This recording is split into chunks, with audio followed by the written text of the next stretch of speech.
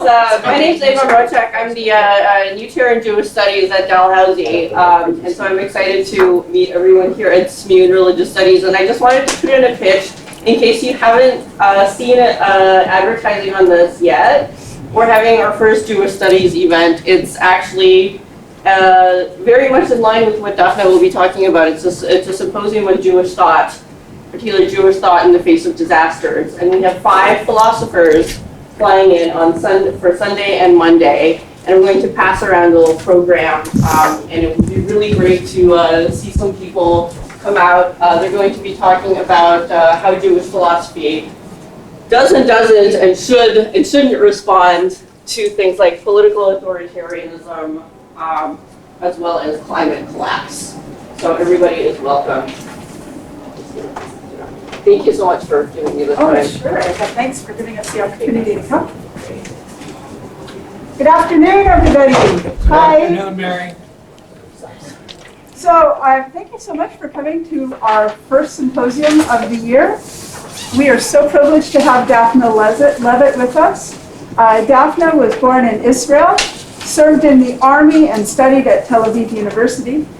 Following her graduate studies in the States, Indiana University, and Cornell, she worked in Japan, in London, England, and in New York as a financial analyst for Merrill Lynch, Morgan Stanley, and for Barings Bank. She went back to Israel to set up and head a Barings Bank branch in the early 1990s. And when the bank, you can take this off to talk to you. And when the bank collapsed, she taught at Tel Aviv and Ben Gurion universities. She was an activist in various peace and anti-occupation organizations. And in 2002, she moved to Nova Scotia, where she wrote a weekly column on global finance matters and opera reviews for a national magazine. She co-authored an early book in the Middle East, impelled by the Gaza War of 2008 and 2009, and her book, Wrestling with Zionism, published in 2020, was a culmination of many years as a researcher and as a human rights activist. We are so pleased to have Ms. Levit back at St. Mary's University for her talk, God Beyond Theology or Ethics, Yeshyahu Leibowitz and Political Morality. Please join me in welcoming her.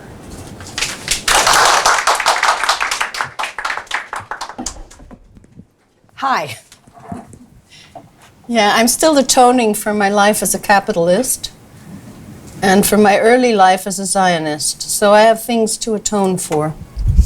Okay, so thank you for allowing me, a recidivist academic, to talk about the prescient and very timely thoughts of a Jewish Israeli philosopher scientist whose work is presumably less known outside of Israel and within Israel was very controversial.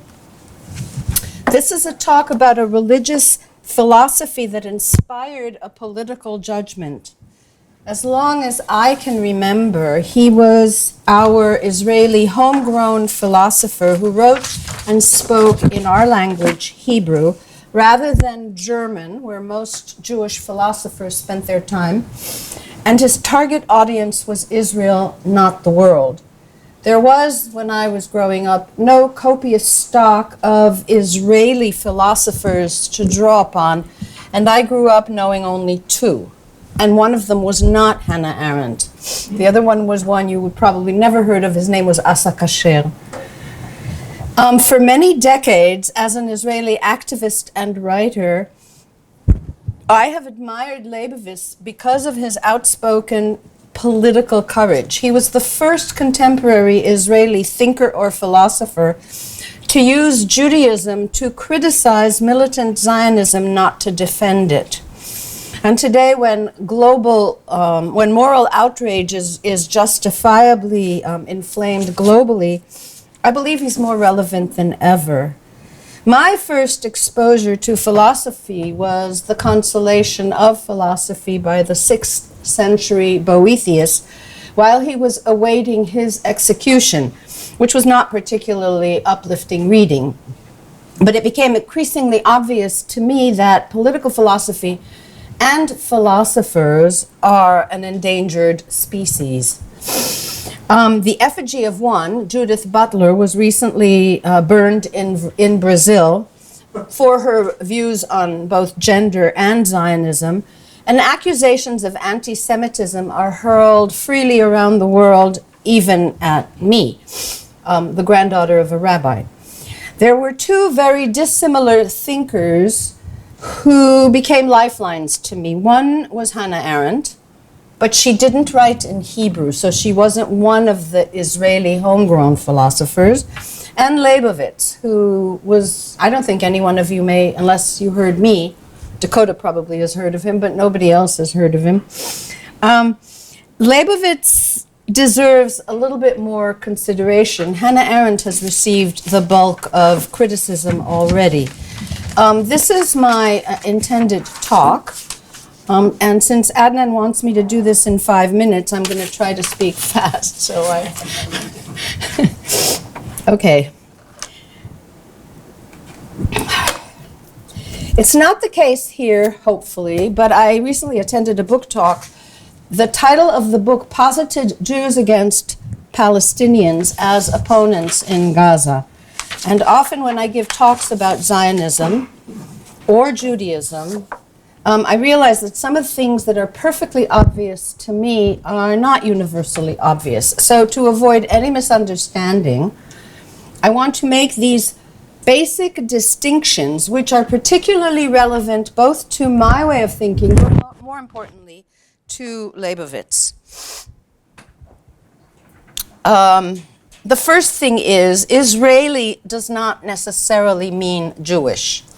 Secondly, Zionism is not the same as Judaism. And I taught a course on the history of Zionism. Zionism was born out of a secular movement. These were not religious believers.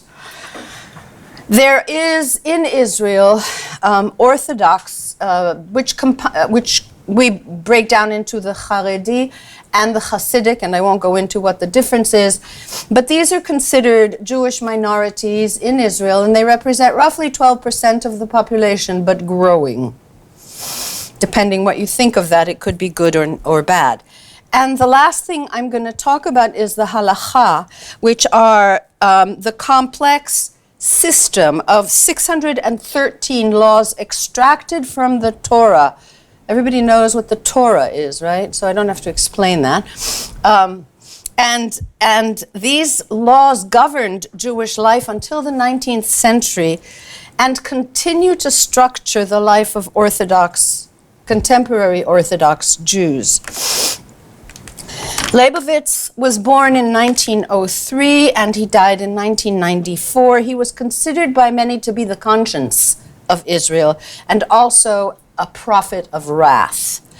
He had political views that met with angry dissent, often vehement reaction, and a little bit of bio is essential to understand his significance.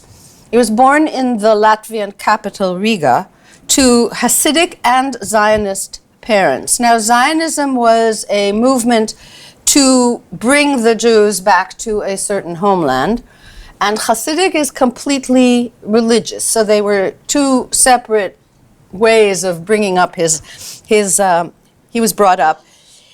His parents and he immigrated to Palestine in 1934, but he left Riga when he was 16 years old during the civil war in Russia and studied chemistry and philosophy at the University of Berlin, which he got his doctorate at the age of 21 in 1924, and then went on to study medicine and biochemistry. He received a medical degree in 1934 from the University of Basel. So you can see from his background that he was, in many ways, a man of science.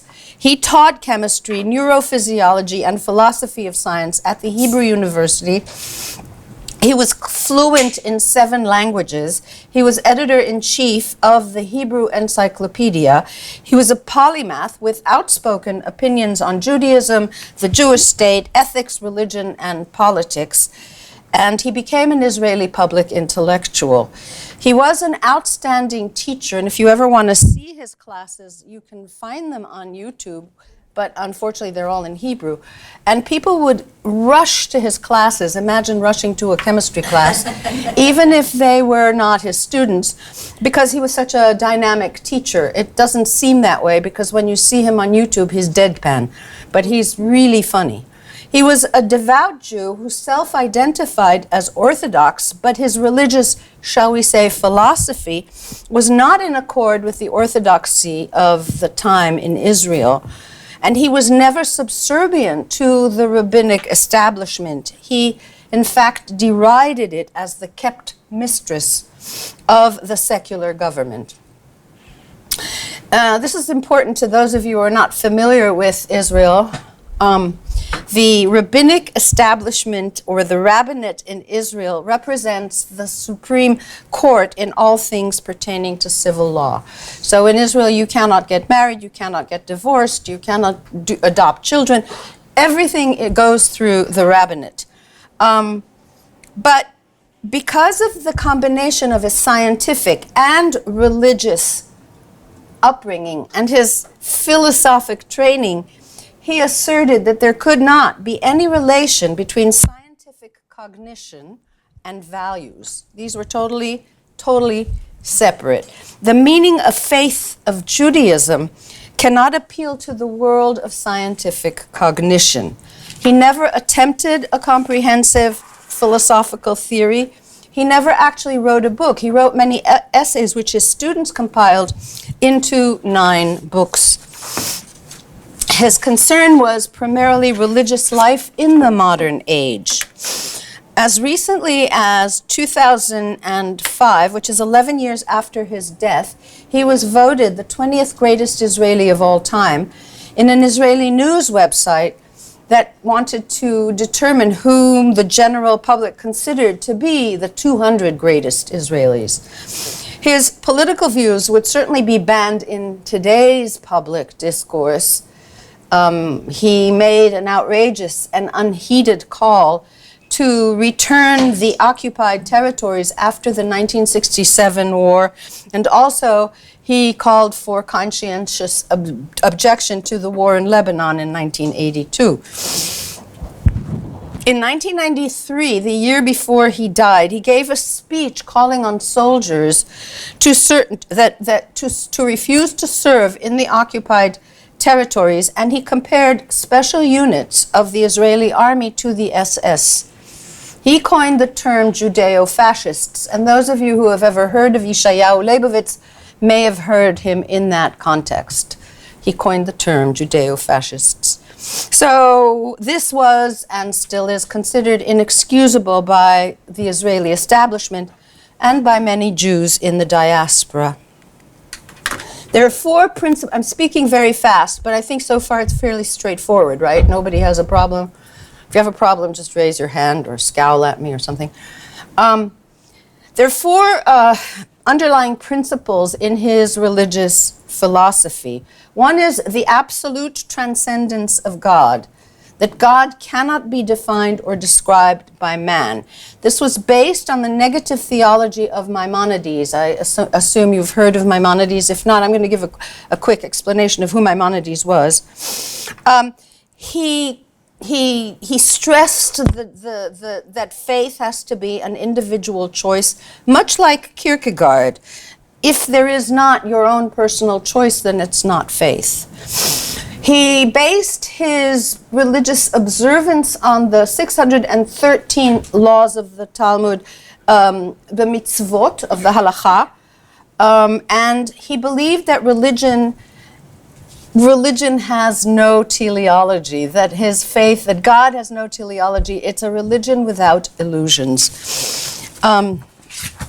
I kind of will talk a little bit more about that, but I'll speak fast.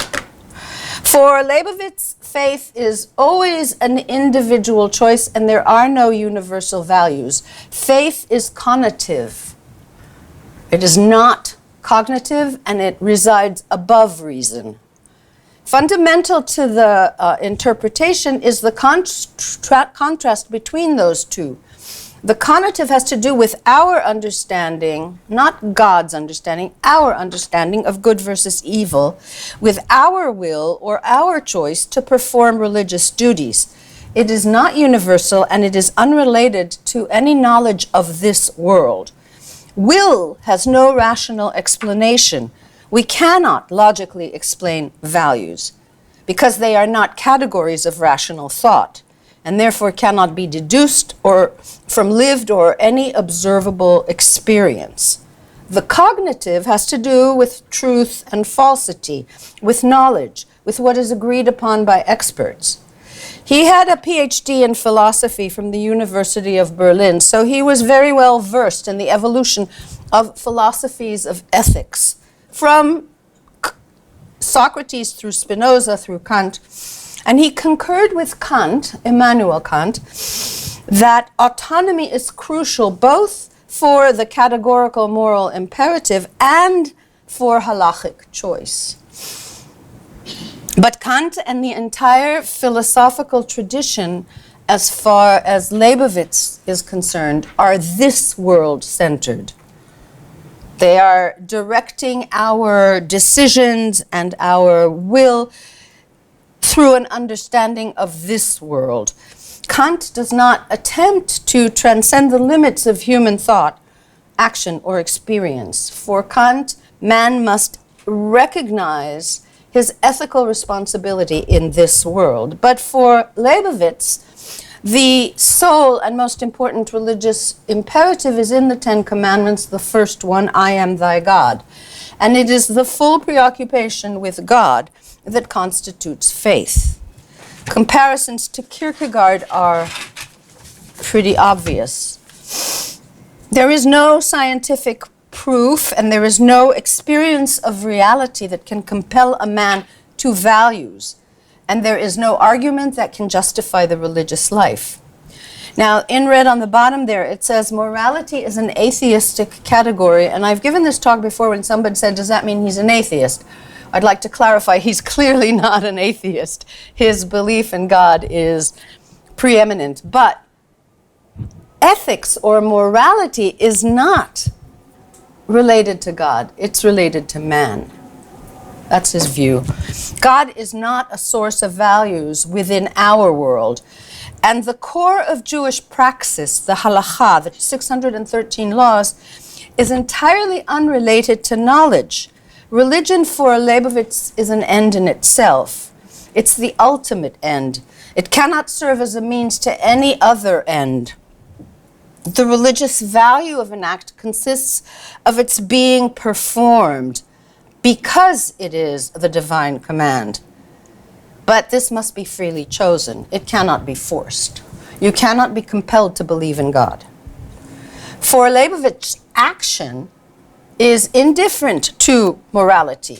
In a letter that he wrote in 1966, he gives an example of two men shooting a rifle and killing a third. One such event he describes as is described as barbaric, cruel, and inhuman, and the other one is considered a heroic defense by a patriot. So the difference between these two incidents is intention. Neither action nor morality point to our relationship to God, according to Leibowitz. And the observance of the laws, the 613 laws of the halakha, cannot be subordinated to ethical values. So religious values may incidentally satisfy human needs, but they are not ethical acts if they have religious motivation. So for example, you shall love thy neighbor as, you should love your neighbor as thy, I don't know how to say that in English, but you know what I'm saying. You should love your neighbor as yourself. That's a mitzvah. That's one of the 613 laws. It's not an ethical precept. Now, if you're not a devout religious observer and you're not following those mitzvot, you certainly should follow that as an ethical concept. But it's a religious act, and it's not intended to serve human society, because if it were motivated by our service of human society, according to Leibowitz, it places God as the slave of human interests. God is not here to serve our interests. So love thy neighbor as thyself is not, for him, primarily an ethical act. It's a religious act. Have I lost anybody yet? Okay, the radical transcendence of God has to do with the negative theology of Maimonides, who says that there is no way that human vocabulary, human cognition can describe God's characteristics. And that theology across all religions, Jewish, Christian, any religion at all, is attempts across all these cultures to describe God and God's will. But for Leibowitz, theological reasoning cannot lead to faith because there is no external road to God. It is exclusively an internal process. And he says that faith without recourse to reason or to proof is actually much stronger and deeper. For the most frequently cited philosophical case is the sacrifice of Isaac. Abraham sacrifices everything to serve God, knowing that faith offers him no salvation. In fact, for Leibowitz, the harder the mitzvah, the stronger the faith. Abraham's sacrifice to serve God, when God says, "Take now thy son," is a command which no man could possibly fulfill if God were to be conceived of in human categories with human values as a God of justice, mercy, and the like. Because there is no salvation in sacrificing your son, and Abraham knew that. And the distance from God for Leibowitz is always infinite. It remains infinite. There is no change. You cannot approach infinity. For Leibowitz, holiness is the specific intentional acts dedicated to the service of God, a commitment to which one binds oneself. One has to tie oneself. But in speaking of God, the Torah necessarily uses various literary tropes, literary forms that are accessible to the human imagination and comprehension. But the entire Torah and the entire religious praxis must be conceived for the Jews as a demand which transcends the range of human cognition. It is a demand placed upon us. It's a demand conveyed in various forms like poetry, visions, prayer, thought, narrative. In Judaism, you'll see a picture. Jews lay tefillim, the male Jews, wear these leather straps around their, and those leather straps are a symbol of man's bondage, the bond that man has with God. They're not literal, obviously. For Leibowitz, God is not providential. God has no teleology. And Leibowitz outraged many critics because he claimed that the Holocaust as a historical event has no religious meaning. When someone told Leibowitz that he stopped believing in God after the Holocaust, Leibowitz said, then you never actually believed in God. The Torah cannot be read as a repository of historical fact. To read it from the standpoint of religious faith is to read it exclusively for the demands that it places upon us. Now, ethics are a function of human nature and therefore trapped in this phenomenal or experiential world. Only a choice that is not rational, devoid of any humanly understood value, can be truly autonomous. And the only thing that meets the standard is the service of God. Thus, the only true free act is that of serving God. By the way, these are the tefillin, and in there is prayers that link man to God. And halachic norms, says Leibowitz, actually satisfy no natural or rational human concern. This is a symbol.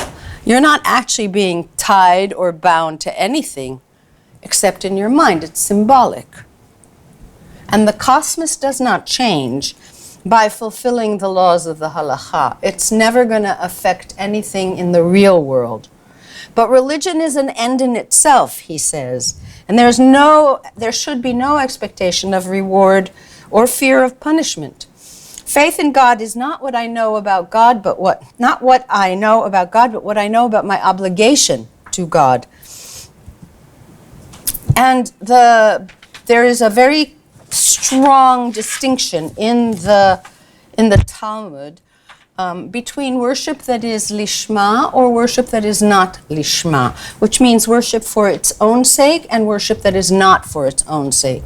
So not lishma is teleological, religious action that's motivated by human needs. Such worship renders God the servant of man. It is a means of satisfying man's spiritual needs and of assuaging his mental conflict. Its end is man, and God offers his service to man. But the idea of worship lishma is a demanding religion. Here, the religious act is above any set of human needs or values. It's an act of worship demanded by God where the demand is met. And the motivation for meeting it is simply that they are God's demands. Man is an instrument for realization of an end which transcends him. Essentially, for Leibowitz, Judaism is a religion that demands exclusively that man serve God and never that God serve man. For Leibowitz, he was a student of Maimonides, or as he's known in Hebrew, the Rambam. And Rambam is considered by many to be the most important Jew that ever lived. He was born in the 12th century in Spain. He wrote a lot, and a private study group that Leibowitz conducted on Maimonides became a weekly radio show in Israel, a weekly radio program, and recently his reading or his analysis of his study group has been translated into English. Maimonides claims that, and you Christian theologians will probably disagree, but Maimonides claimed that in Christianity, God was incarnated in a man, and it is widely held that man is the purpose of creation. Maimonides does not regard the creation, the story of creation, as essential for a knowledge of God. God existed prior to all else. So a human moralistic view of faith is of necessity anthropocentric, and I can never pronounce that word, where it regards man as a purpose. But Maimonides recognizes nothing except God as true being. So morality has no intrinsic and essential value. Morality is nothing more than a means of liberating man from his servitude to his emotions and passions. And these emotions and passions of man constitute obstacles on the way to a knowledge of God. Now, each human being is capable of making the decision of faith, and an individual who has put himself in the presence of faith can worship God and fulfill commandments in the hope of reward and abstain from, whatever, fear or punishment. But those who do so, according to Maimonides, they are worshipers of God, but they are not the perfect worshipers. The perfect worshipers are those who have absolutely no need of reward or punishment. They're doing it exclusively lishma, for its own sake. I'm going to cut this out, since I have to do this in 10 more minutes or less. Sorry, I only knew about this lecture yesterday, so. You got 20 minutes, Daphne. I'm good? 20 minutes, unless you want. No, I'm happy. If can I slow down a little bit, or is this the pace? Everybody's pleased, happy? Okay.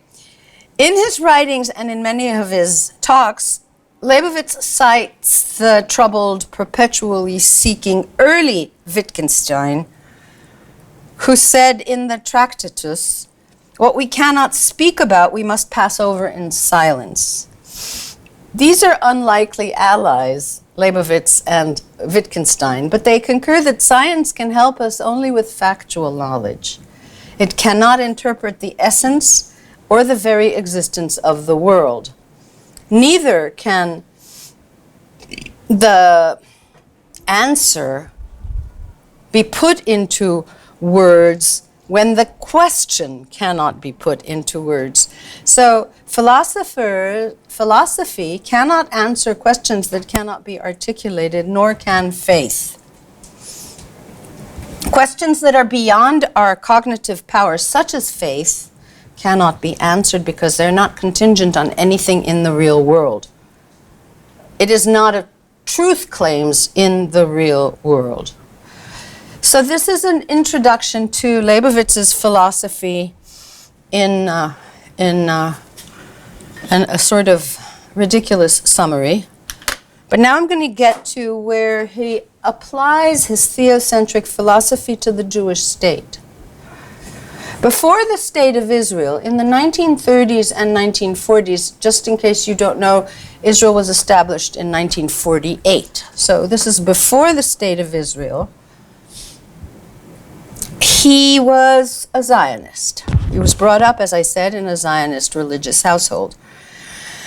And he was also admired and respected by the religious community, who regarded him as a sort of prodigy. He was a scientist and a philosopher and a religious man and all of that. But his primary occupation as a public figure was to enlighten the sort of rabbinical establishment about the necessity of the Zionist effort. And he wanted to organize observant Jewish participation in what was going to become the Israeli Defense Force. This is before 1948, so we can't blame the IDF, but we called it the Haganah. And he wanted to have the rabbinical religious establishment participate in the Haganah. But he knew that there were religious problems of, for example, serving an army on the Sabbath. Oh my God, you're going to work on the Sabbath. That's not possible. Or eating food that wasn't strictly prepared, because that could cause major problems. Or, heaven forbid, serving in co-ed forces. That would be totally disastrous. So Leibowitz was very concerned with the parasitic tendency among the ultra-religious communities, the ones I mentioned earlier, the Haredi and the Hasidic, because he felt that these boded ill for the future of the state of Israel, because Jews had never had the experience of serving in their own defense forces. And oddly enough, this problem still continues to exist, where the Orthodox communities are subsidized largely by the states. The men study in their yeshiva. They don't serve in the military.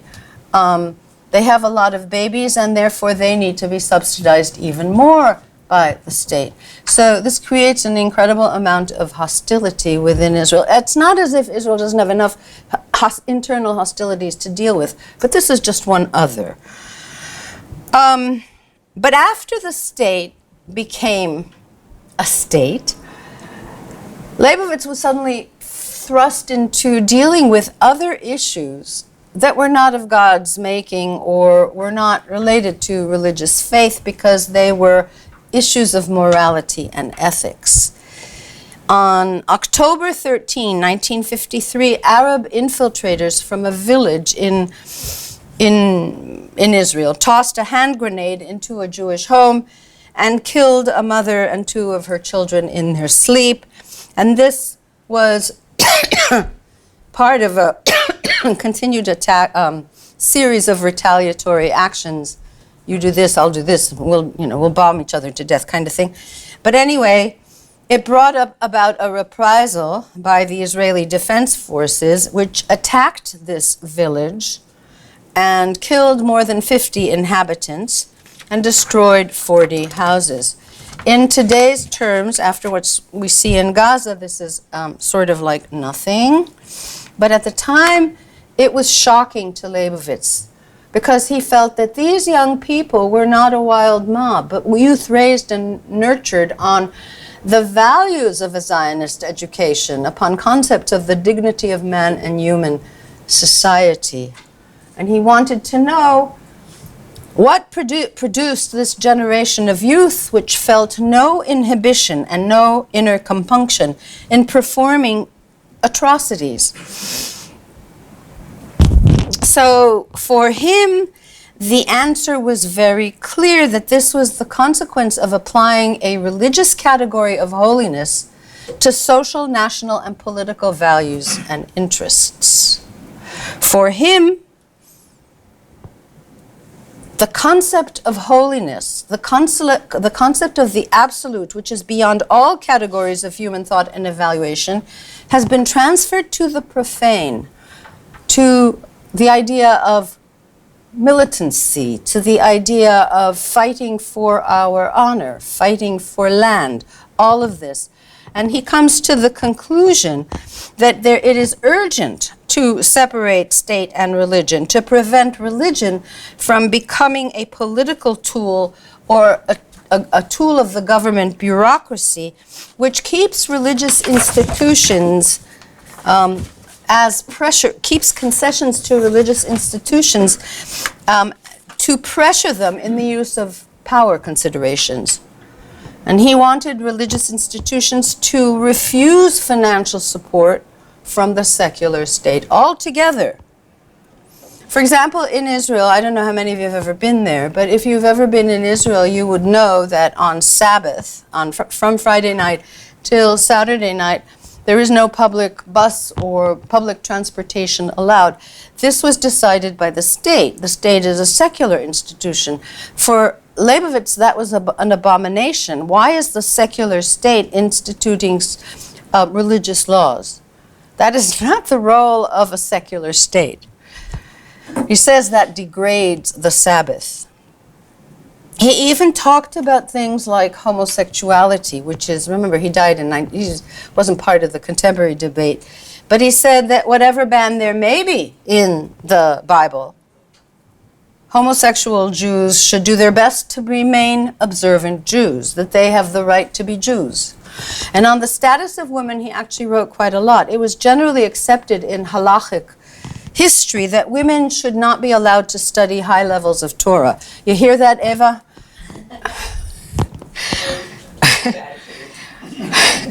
But he felt that this deprives them of a basic Jewish right. It's not right that women should be barred from this level.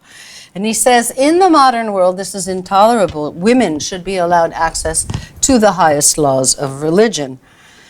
He says, for example, women are not supposed to wear those phylacteries, you know, that I showed you, those bonds, he says. But then again, these do not constitute worship of God. And since women don't have to do it, they can, but they don't really religiously add any meaning. He believed that the veneration, I think I missed that. He believed that the veneration of Jewish shrines, inviting you all to the Wailing Wall so you can stick pieces of paper with prayers into the holes between the wall. He says this is to boost tourism. He says it's an abomination, and he used a term. This is kind of his sense of humor. You know what the word for the Wailing Wall or the Western Wall in Hebrew is kotel. So he called it the discotel because they're using it for, you know, bringing tourists to you know, stick papers in the wall.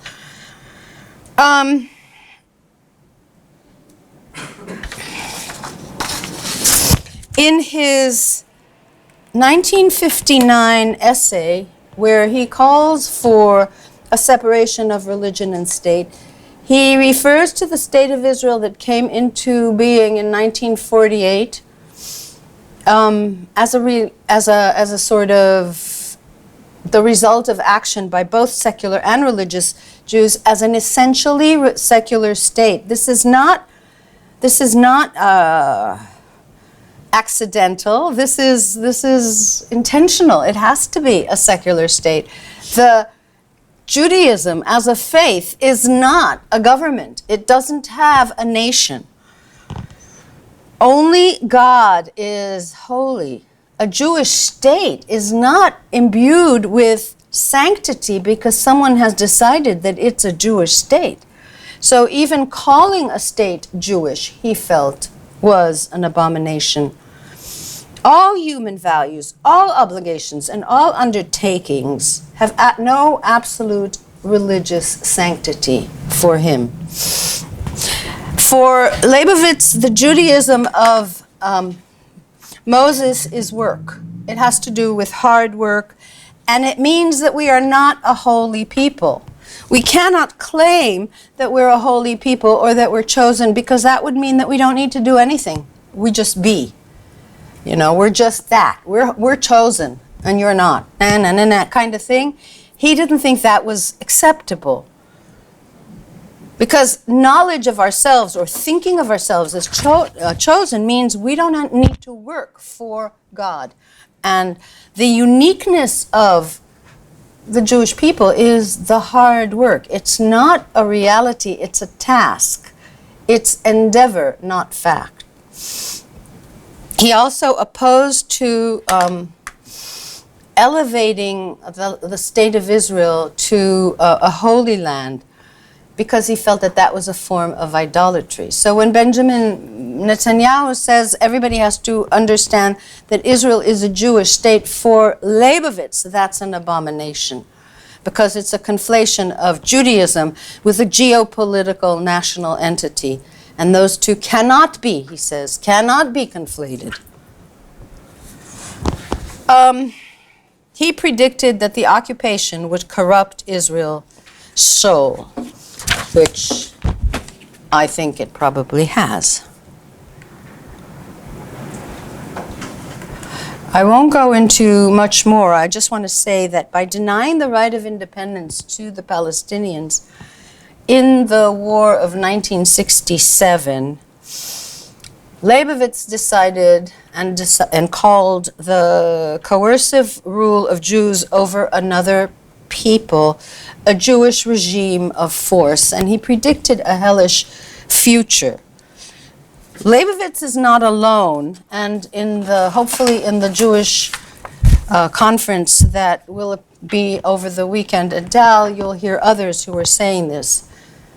In Israel today, public discourse is shaped by a collective denial that the occupation has been a moral and political catastrophe. But as Leibowitz predicted, it is, and we have seemingly the soul of Judaism lost in the battle. I'm going to stop here. I could go on for another 20 minutes, but I hope I summarized it coherently enough.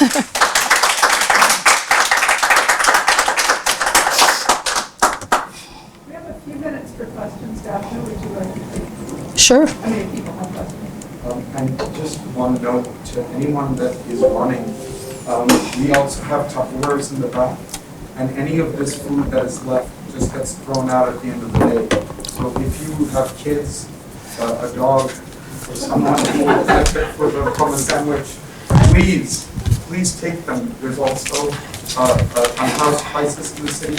They would appreciate a couple of sandwiches you could pass them by as well. So just know that there's Tupperwares there. There's a lot of food. Thank you.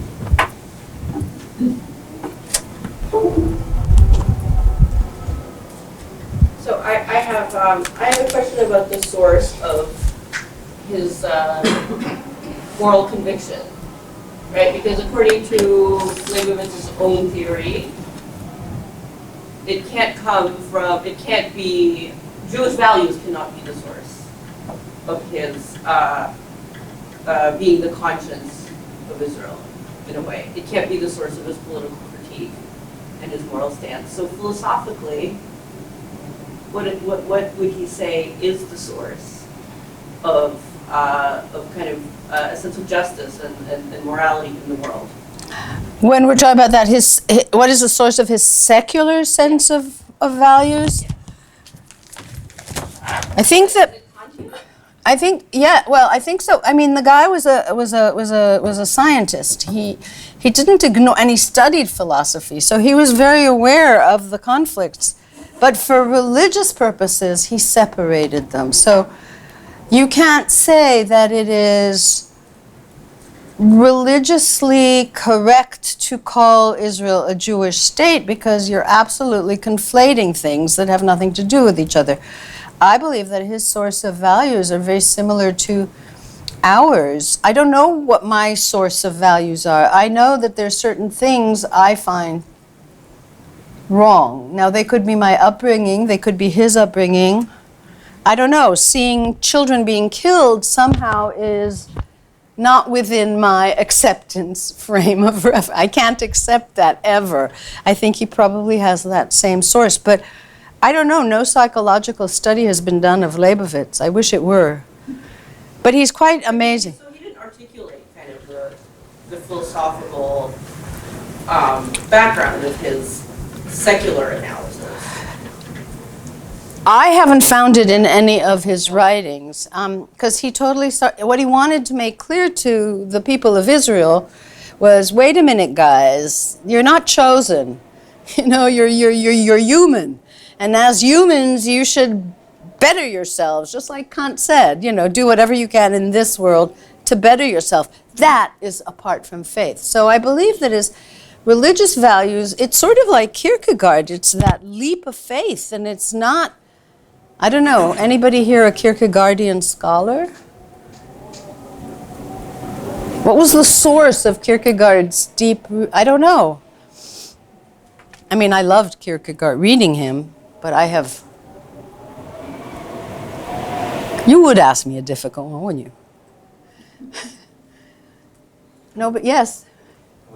Just as a note for yourself, and this might be useful, is that a mentor of mine, Abdullahi Hanaim, he actually says almost exactly the same things as Leibowitz with regards to the Islamic State.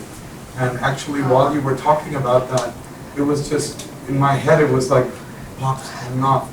And so if you look at his work, there's actually a lot of resonance between the two. If you ever desire to do something comparative, that would be quite interesting.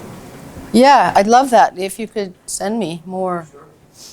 Anyway, I hope that this was better, or at least not total waste of your time that you were going to spend in Hindu ishness. It became Jewishness. Could I ask you what the ends were of the Zionism he did support before the creation of Israel? So he was part of the, I mean, his family was forced out of Russia by the Russians, you know, the Jews that left Russia. He was in Germany, so he knew all about the rise of the Reich and the whatever. And so he did believe that the Jews had a right for independence, that the Jews had a right for a state of their own. But I don't think that he fully understood the extent to which the political Zionists of contemporary Israel, and they were there since 1948, the best understanding of it is, the best explanation of how Zionism evolved is a book by a writer called Zev Sternhol, who writes about how Israel became a socialist democracy very much like the Nazis. That was what they were imitating.